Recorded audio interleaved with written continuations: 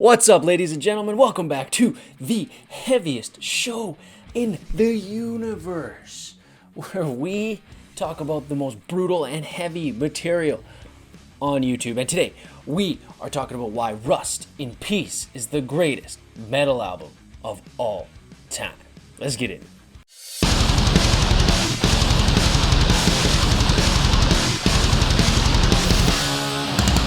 Alright, so one can't talk about Rust in Peace without talking about the lead up to that album. So Megadeth, this outcast of metal bands, Dave Mustaine, he's been outcast from what is the new, most heavy, up-and-coming band in the world, in Metallica. And he's driven down in a spiral of drugs and pain and emotional salvation that he's striving for on his bus trip back into the Bay Area. What's he gonna do? He's been kicked out of Metallica, his heart and his soul. Well, he gets angry. He goes out and he starts Megadeth.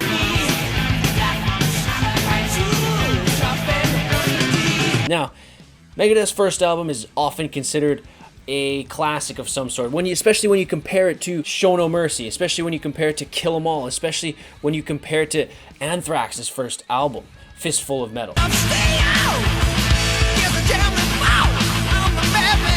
When compared to these albums, Killing Is My Business is, well, let's say it's on another level.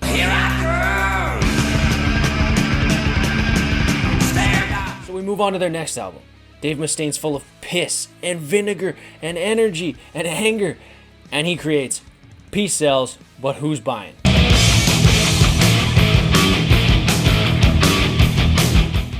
He's had a consistent lineup this whole time of Chris Poland and Gar Samuelson for the first two albums, as well as David Ellefson on the bass. And so Peace Sells is considered an instant classic. It came out in the big year of 1986, where all of these thrash bands are releasing this fantastic material. You got Pleasure to Kill, you got Rain and Blood, you got Master of Puppets, and now you have Peace Sells, But Who's Buying? Arguably on top of all of them. But then something happens. Something happens with Gar Samuelson and Chris Poland and Dave Mustaine and David Ellefson. These guys were savagely addicted to crack and heroin and all types of drugs, constantly partying, essentially homeless, going from place to place in between tours. They were poor, man. They were not doing very well at all outside of music. And that showed on So Far So Good So What, their third album. The production quality was, if you can believe it, worse on their third album than it was on their second, and arguably even on their first.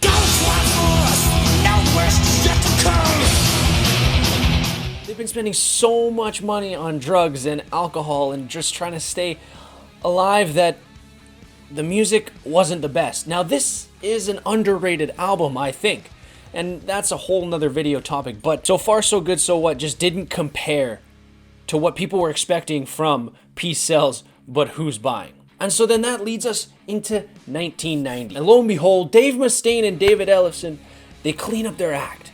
And they're looking for a new drummer and a new guitarist. You know, they tried out Jeff Waters of Annihilator, arguably the most underrated metal guitarist of all time. If you've never listened to Annihilator, just go throw on Alice in Hell.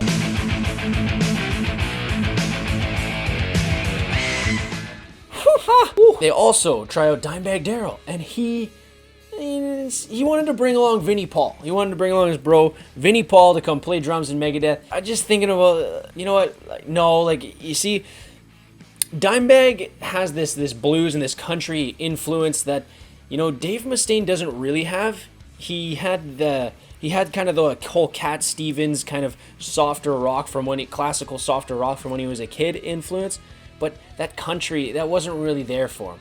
And so for Vinny and Dimebag to come into the band, they would be bringing all of this different type of odd country influences into Megadeth, and it really wouldn't have worked. Lo and behold, someone brings in the demo tape. It was Cacophony, I think it was the Speed Metal Symphony demo tape or album, and of course you have the great Jason Becker on there, and of course you have Marty Friedman playing on that album. And Dave hears Marty Friedman playing on this, and he goes, holy crap, bring this bad boy in. I gotta see him in person. And so he comes in, Marty Friedman comes in, and he plays, and Dave hires him on the spot, man. He also hires Nick Menza as drummer, who comes in, tries out, bang, nails the part. Is great. So they're finally clean. You know, some would even say that they got a home to live in. They got some good production coming up. They have a nice studio space to rent out. Things are looking good for Megadeth. Dave's finally cleaned himself up. He's staying clean. He's staying good, right? Here's the thing.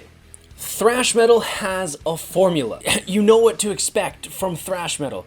You got open 16 notes, you got palm mutes, and you have maybe a little bit of trilling and multiple notes going on at the same time. It's not complicated. It really isn't. When thrash metal's good, it's good. You have to hit like a certain pitch and a certain rhythm in thrash metal to really make it good. And so in order for an album to be considered great or iconic or considered as one of the greatest of all time, it has to take that formula and push it to its maximum. It has to push it to its limit and surpass that limit and almost create something new. And so Dave Mustaine was really, really good at this. And you can see it from as early as the first album, Killing Is My Business. You definitely see it on Peace Sells, but especially on Peace Sells, you see the peaks and the valleys and the jazzy blues influence from Gar Samuelson, the drummer, really fuse with Dave Mustaine's odd esoteric writing style, the way that he wanted to write thrash metal. And you saw this as early as the songs he contributed on Kill 'Em All.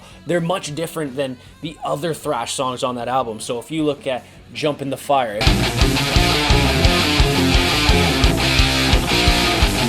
you look at Phantom Lord,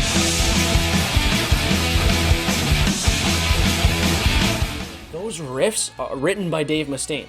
And they are so unique from the rest of the album. They bounce and they move and they groove much, much different than the straightforward headbang of the rest of Kill 'Em All.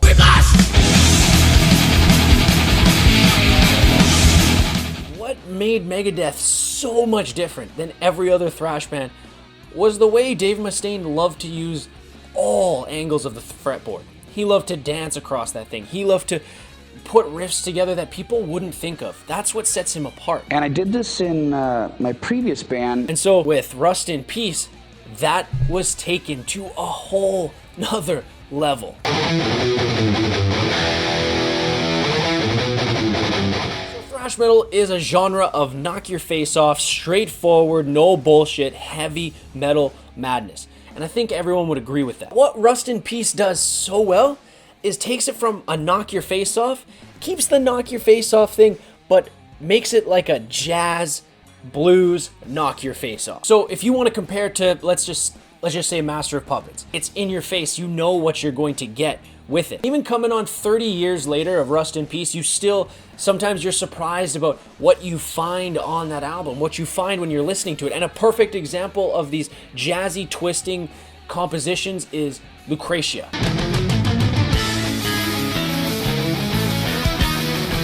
Of course, that fretboard dance in Tornado of Souls.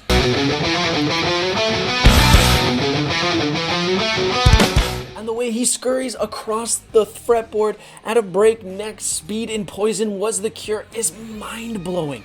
You never heard anything like this before.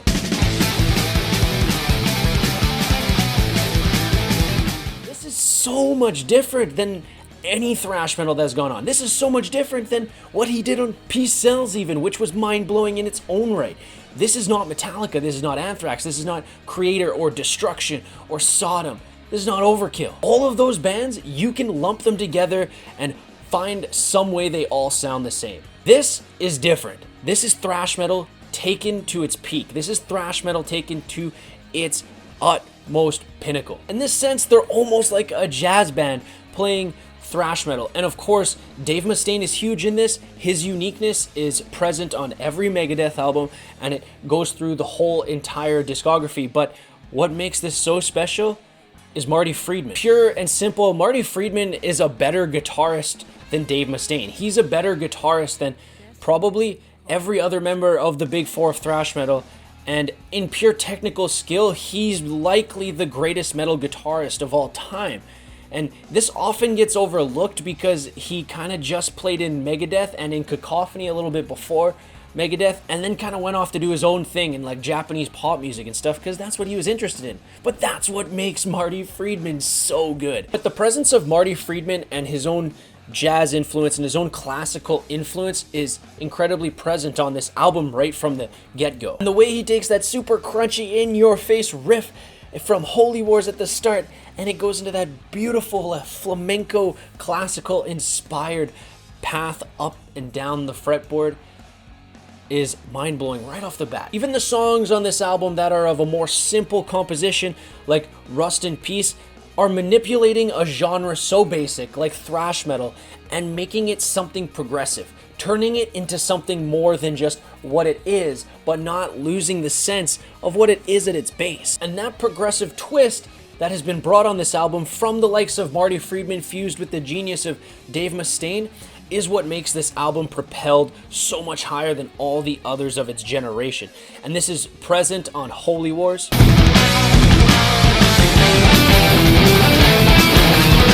And of course the twin dueling guitars on Hangar 18. Now of course dueling guitar solos was nothing new up to that point, especially in thrash metal, but I mean, you had Slayer doing dual guitar solos, and sure, when I was 14 those were guitar solos, but after listening to an album like this, is that really a guitar solo that's being played on Rain and Blood? Like, I don't know. And of course there's simpler riffing that does just knock your face off, that adds to this whole thing, like in Five Magics.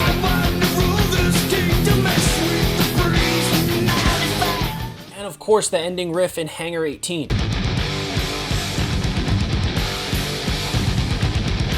And of course you have the unadulterated speed and veracity of the main riff in Take No Prisoners.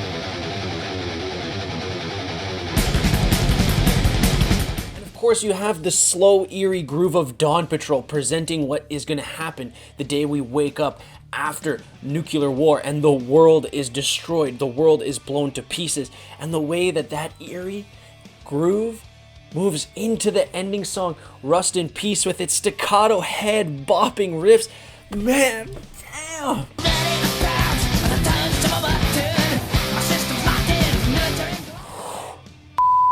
Man.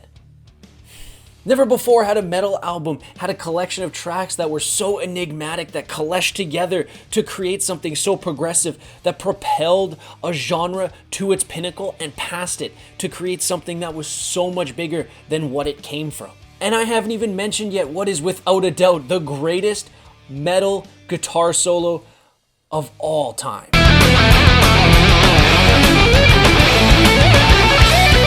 The thing is that solo is so good that it overshadows beautiful masterpieces like the one off Lucretia, and like I mentioned before, the dueling solos in Hangar 18, and the madness at the end of Holy Wars that starts off the album. Rust in Peace took a simple genre of music and blasted it past its pinnacle. What people thought thrash metal could be, they took it and they blasted it, and they created not only the greatest thrash metal album of all time, but the greatest metal album of all time.